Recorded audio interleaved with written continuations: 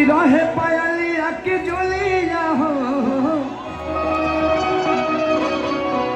पकड़न सावतिन के सटल बाटी कुलिया हो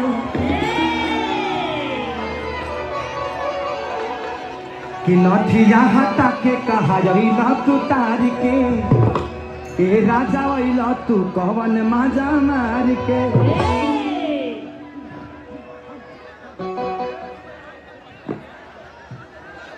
आओ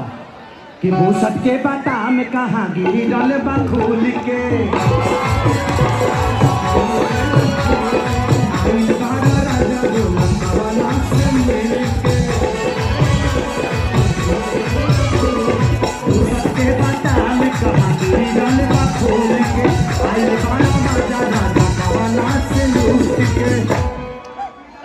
कि रहे पायलिया की जुलिया हो कि रहे पायलिया की जुलिया हो पकाना सावती के सटल बाटी कुलिया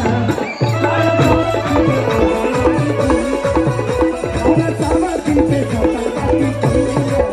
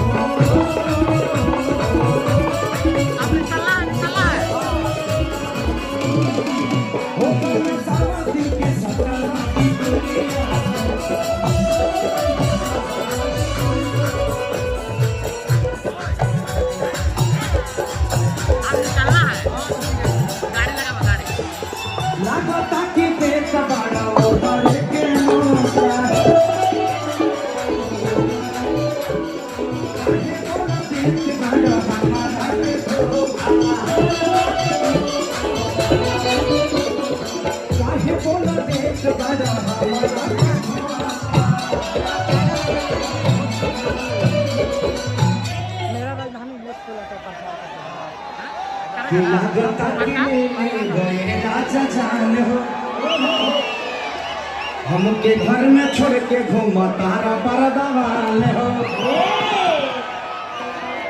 कि देखो ना साइल बाटे पुलिया हो कि देखो ना साइल बाटे पुलिया तो कहना सावती के सटल